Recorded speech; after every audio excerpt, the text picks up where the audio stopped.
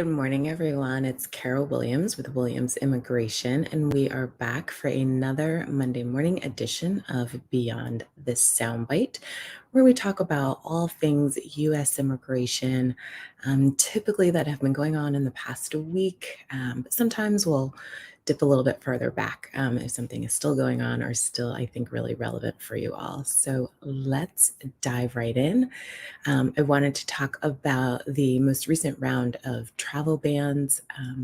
The White House, about a week ago now, instituted yet another travel ban because of the Omicron variant of the COVID-19 virus. Although the virus has been detected in other, several countries around the world, the White House has only banned certain African nations at this point.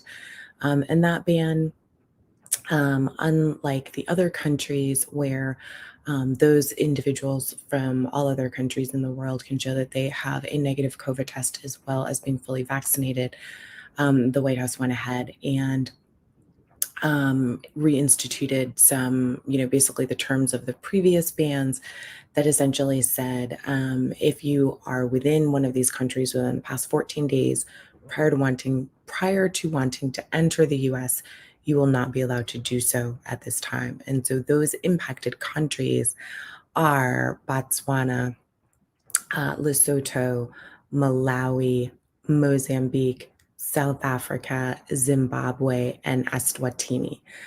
So again, those are the African nations that currently are under a travel ban from entering the U.S.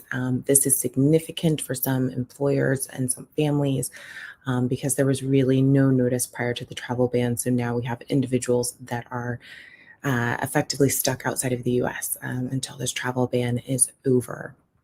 So I will keep updating you on the status of that travel ban. One of the other things I really want to talk about today are dependents. So when you have an immigration case in the U.S., most of the times we think of minor children as individuals that are under 18. And in the U.S., we think that when you turn 18, you become an adult for legal purposes. And you do in the U.S. But when we are talking about immigration, you become an adult when you are 21. So you lose your minor status in terms of your immigration application when your child becomes 21 years of age. So it's on that child's 21st birthday that they are no longer eligible to be considered your dependent child. So it is super important for employers to know if they are hiring someone that has children and if they have agreed to handle all the visa paperwork for the spouse and the children, that those children really need to be under 21 in order for them to be dependents on their parents' application. That is also very important when we are talking about sponsoring your employee and their family for green cards. Once that child turns 21, that child is going to have to find an alternate way to remain in the U.S. They're going to have to, from an immigration standpoint, stand on their own 2 feet. And look into other immigration options for them. So that's super important. If you are an employee, make sure that your employer knows that you have children that may be turning 21 soon, so that they can put the proper planning in place up front.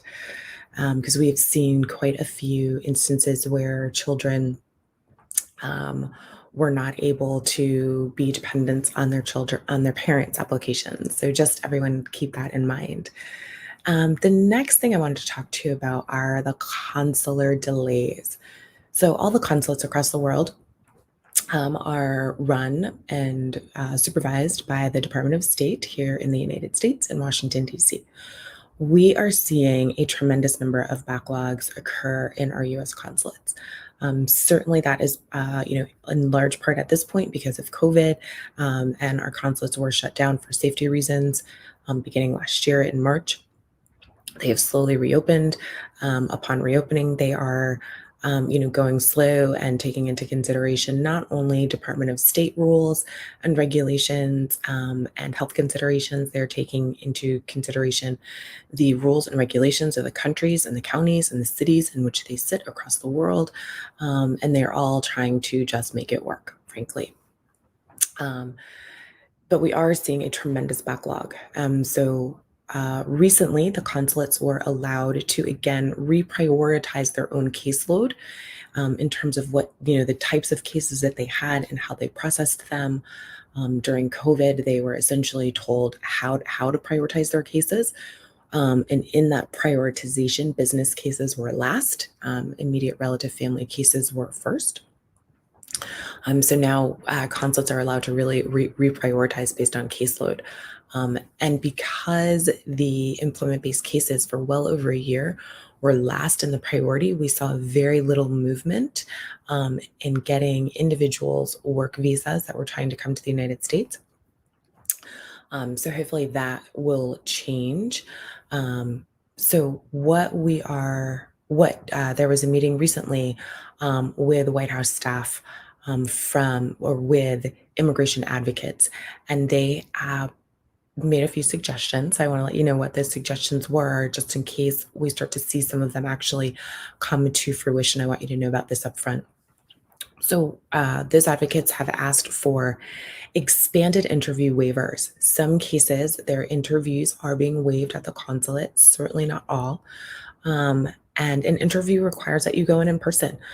So again, with being in the middle of a pandemic and trying to practice social distancing and trying to keep everyone in the consulate safe, there's just a fewer number of interview slots that are currently available.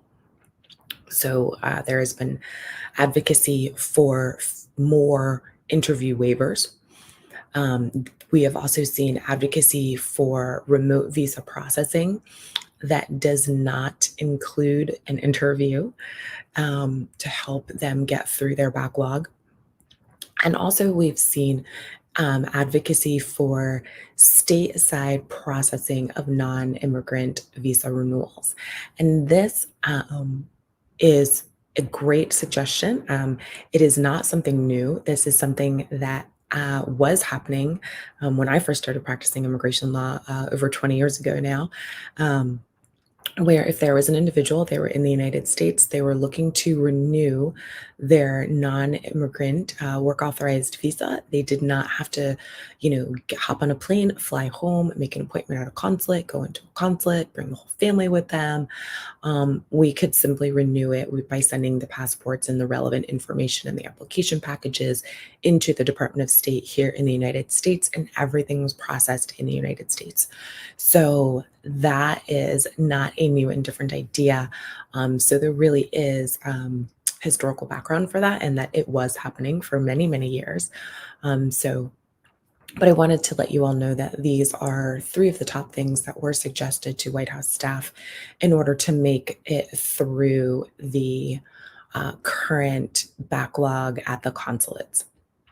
The other thing that I wanted to let you all know about what happens with at the consulates is right now.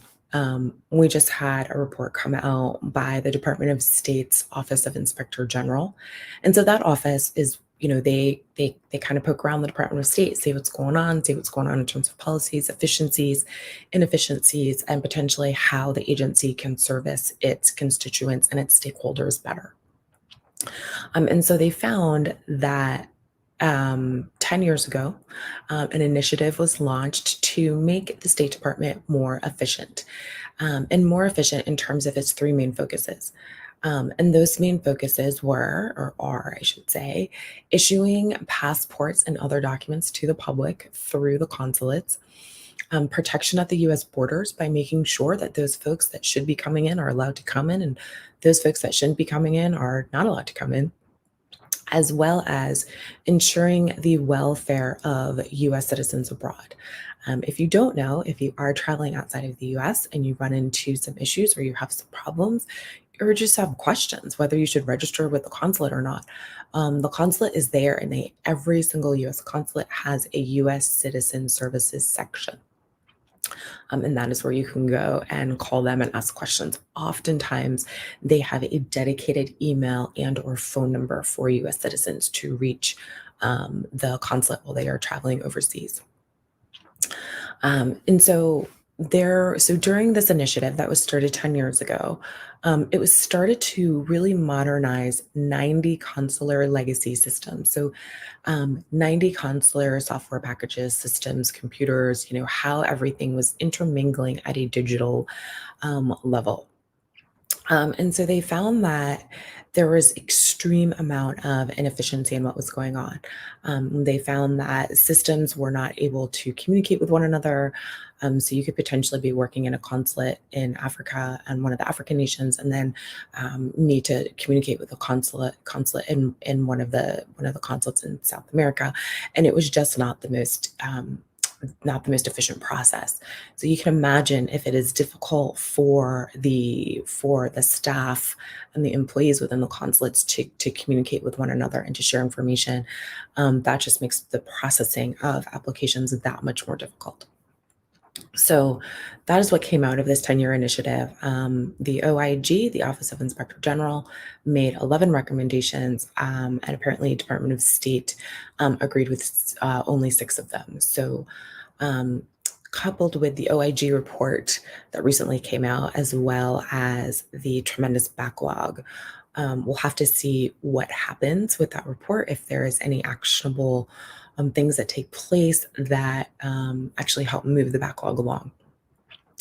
And the next thing I want to talk about is really more consular backlogs, but this time specifically for the green card interviews that are happening overseas. So if someone is outside of the United States and they are applying for a green card, they can do that. They have a sponsor inside the United States, but the last half of their application process is done outside of the United States at a consulate.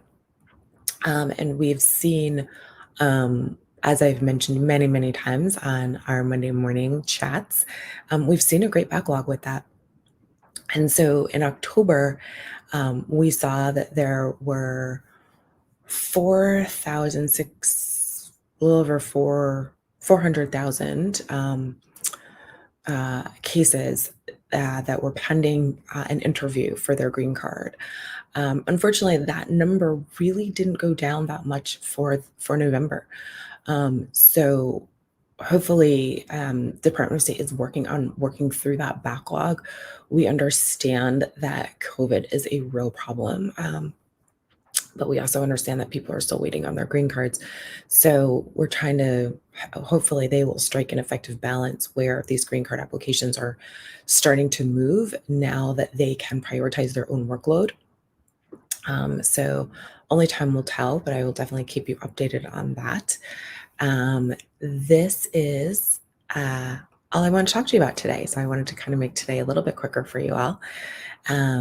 This is another Monday morning edition of Beyond the Soundbite, where I talk about all things U.S. immigration. I am Carol Williams with Williams Immigration. I work with clients nationwide in the United States, as well as all over the world internationally.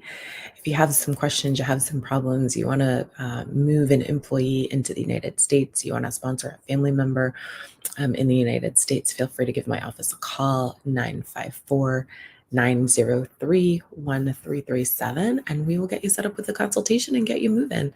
Have a wonderful Monday and a great rest